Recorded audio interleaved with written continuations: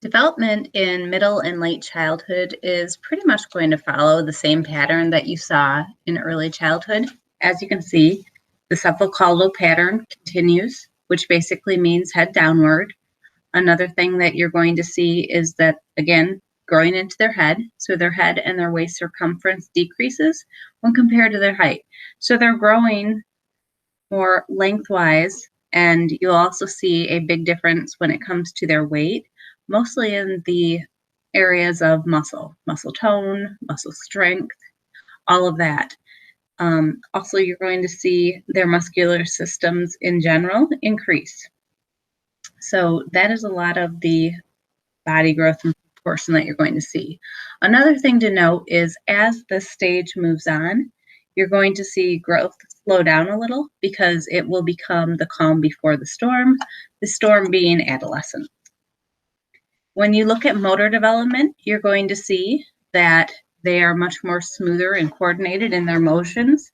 So they will just get better at things. For example, they'll get more smoothly running, and like if they play sports, you'll see a lot more coordinated action. You'll see them develop and grow. For example, I've got soccer players in my life, and I'm seeing a lot of change here from the choppy move A to move B to a very fluid movement. They're also becoming much more sophisticated in what they can do. So they're able to do a lot of different gross motor skills, and some of those might include swimming, biking, skating, climbing. And again, all of these with practice are going to become more and more smooth and coordinated. You're also going to see fine motor skills improve. For example, you'll see a lot of children who are able to type very fast using that fine motor skills. Their hands are basically tools, and so they're using all of their abilities to do pretty much, by the time they hit 10 to 12, adult-like ability. Exercise in sports is something that we've talked about already when we looked at physical development in early childhood and how it impacts body shape and body composition. This is an interesting stat when you look at number of kids who are physically active. Now, I know this is from 97, but I can't say that it's gotten any better.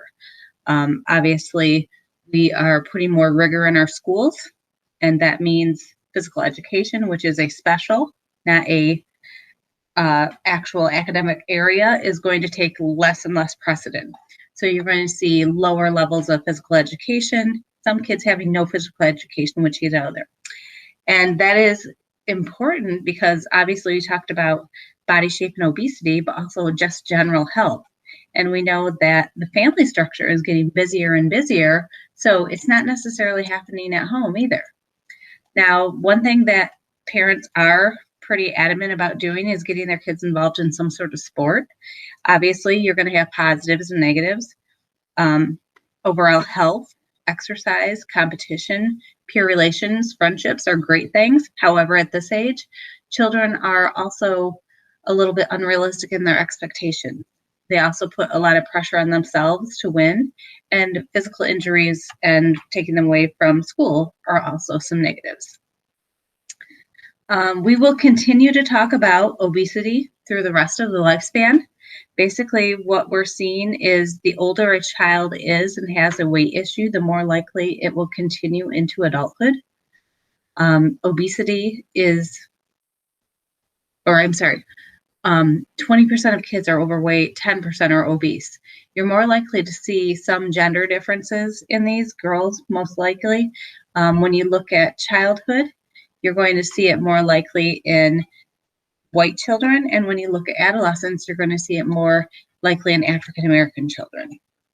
The consequences of obesity are going to escalate as people age.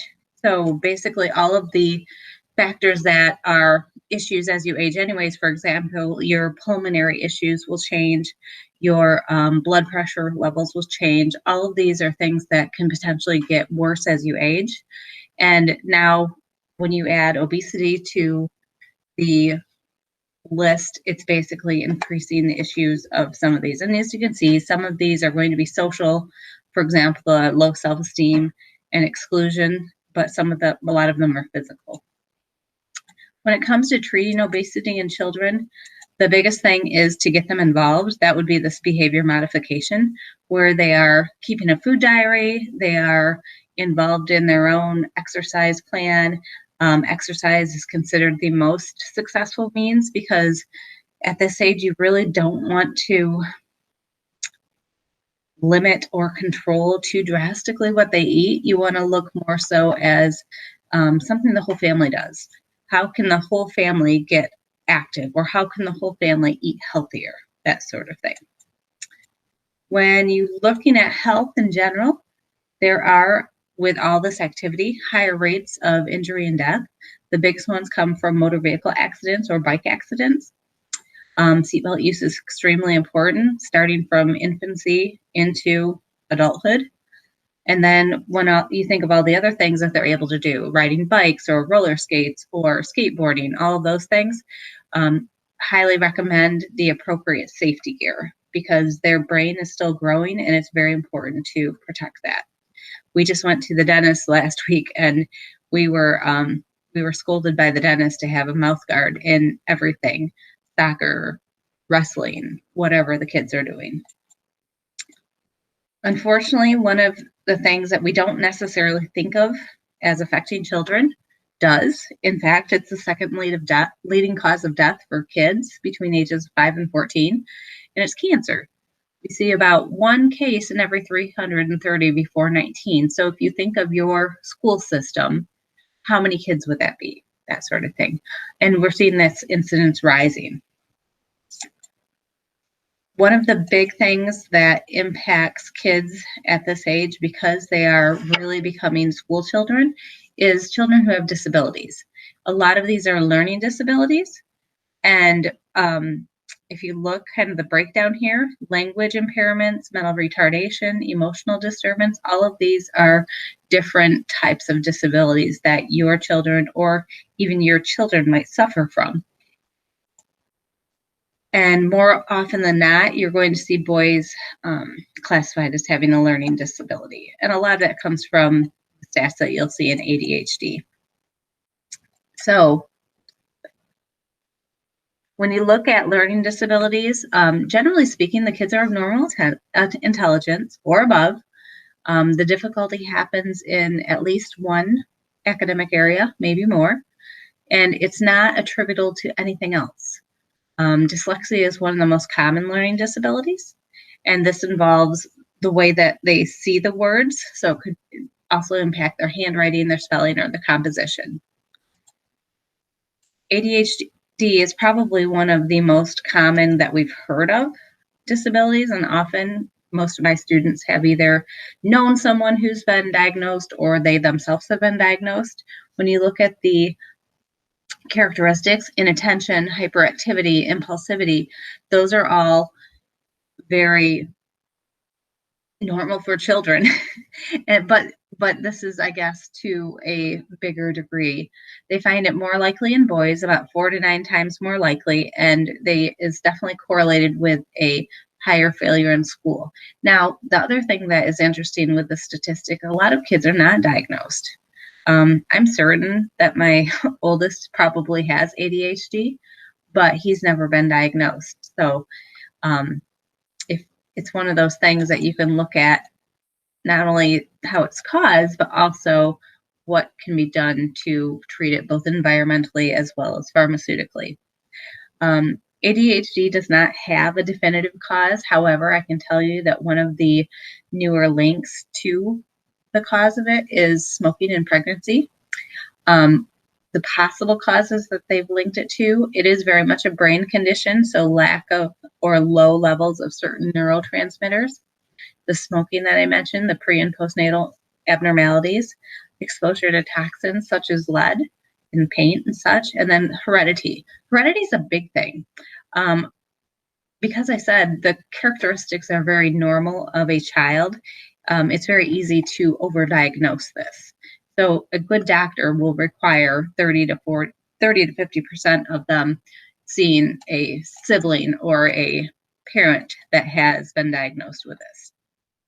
When it comes to the treatment, It's kind of controversial, meaning there's different drug treatments you can use, or there's environmental treatments you can use. When you look at how the child is approached in school, the combo approach is really recommended. So you've got the academic, the behavioral, as well as the medical, all meeting together for an IEP and coming up with the best case scenario for that child. So as you can see, it's a big meeting of the minds, parents, school personnel, health professionals, that sort of thing. And this is all lined up by the different acts that we have for providing free and equitable education for all children. So these two that you see here, the individualized education plan and the least restrictive environment, are two big components. And this goes along with that discussion board that I have you guys working on this week. So the IEP is a very specific program that's tailored out to meet one child's needs. It is not a copy made for Johnny and Susie. It is, we meet with this one child, their parents, their school, their doctor, and we formulate a plan just for this one child. It should have information about their capacity of learning. It should be specifically constructed to meet their needs, not a copy, and designed to provide the best educational benefits. One of those things that will be specified in there is the least restrictive environment. Basically what this means is what is the closest to normal situation that a child can be educated and still be able to thrive. It could be inclusion, where they are in the regular classroom.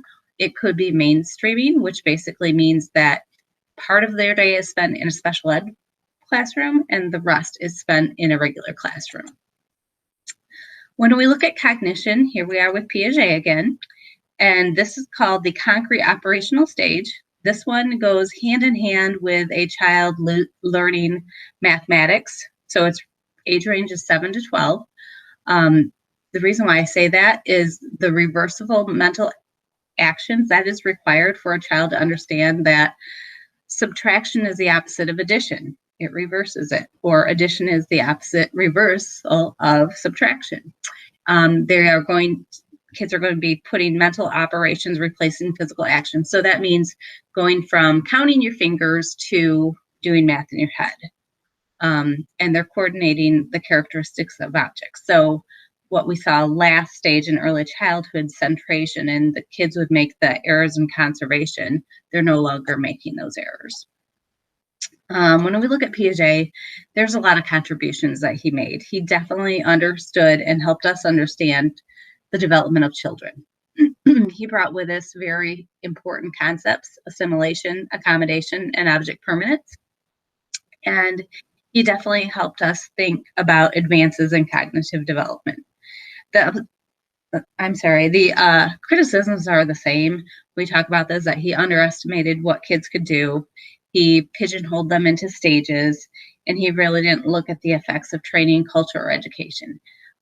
So same ones, I would argue, even because of the fact that he says that our thinking evolves, that our thinking adapts, I would even wonder, is that true? He did recognize that.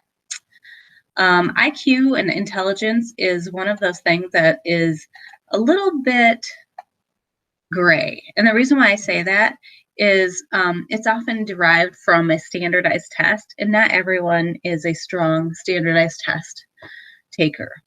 The highlighted part of the definition is what I really want you to think about. So the definition is verbal ability, problem-solving skills, and big highlights, ability to adapt and learn from one's everyday life experiences. This cannot be directly measured. A test, which is often what is given to discern someone's IQ, is a snapshot. It's a one day. You're basically providing an estimate of a child's intelligence. So there's a lot of different ways to evaluate. The most common that is used is the intelligence quotient, which is basically this formula right here: IQ equals mental age divided by chronological age times 100. And then you also have alternatives the mental age traditional IQ test would be the Binet. And then you've got the Sternberg presented the triactic theory of intelligence, the reforms, not emphasizing one over another, but looking at the combo approach. And an even more combination approach is Gardner's 8 frames of mind. So all of those provided alternative ways of looking for how intelligence is defined. And the reason why we did that is we have to really think of, how kids learn. What makes up their competencies? What happens if they have strengths in some areas, but not all areas? What are different innovative ways that we can help them learn and assess what they've learned? And the last thing that they've talked about is, the way kids are raised, what their ethnicity is, what their culture is, what they grow up in. And they find that a lot of times there is a difference in the environment that kids are growing up in. So they're seeing a difference in their scores. And I'll be honest, the scores that we saw in our test from very early on were very culturally biased. They often favored kids that lived in urban or suburban areas over rural children, kids that had middle social economic status over kids from low income families, white children over minority children. But they've done a lot to try to work with that, but I don't know that there's ever a perfect standardized test. One of the good things that you can do with an IQ test is identify potential areas for growth or for needing of help. However, it should not be a single measurement of a person. It is just one thing. A lot of times an IQ can lead to stereotypes. It can lead to expectations. Having a high IQ or a low IQ is not the ultimate value that we place on a human. So this one test, this one number can be quite limiting. One area where it can be helpful to be used is identifying children that need support, and that might be children who have mental retardation. So part of their definition is a low IQ score, 70 or lower, 100 being average. And the biggest thing is looking at how they adapt to everyday life. As we talked about in prenatal, organic or social and cultural causes are possible for mental retardation. And when you look at the stats in terms of mild to severely mentally retarded children, here is kind of the breakdown. On the other side of the spectrum, we've got giftedness. So these are the kids that are precocious. They march to their own drum. They have a passion to master. They are, bookworms, that sort of things. They have an IQ of over 120, and they're really good at something. They tend to be mature, have good emotional control, and they have a positive family development. One other way to look at intelligence is the use of creativity. And this would be, we talked about the neural firing, very heavy right brain neural firing. Thinking of problem solving in a new and different way, novel and unusual thinking. Being creative means brainstorming, having environments that stimulate your creativity, parents that don't over control, using internal motivation as your drive to be successful. And then we have bilingualism. This is something that I have found that sometimes there's pros and cons, meaning the way that people view it. There's critics and supporters of this. The interesting thing that I find is that children who are fluent in more than one language do perform better on IQ tests. They do this because they have a very conscious idea of how the structure of the language works, both written and spoken. They are more analytical in the way that they look at words, looking for grammar and meaning errors. And there's a lot of cognitive flexibility. So there may be a little bit of a delay when speaking to a child who's bilingual because they have to focus on context and appropriate use words. So I'm going to stop there because the next section is going to be our social and emotional development, and we will work on that again.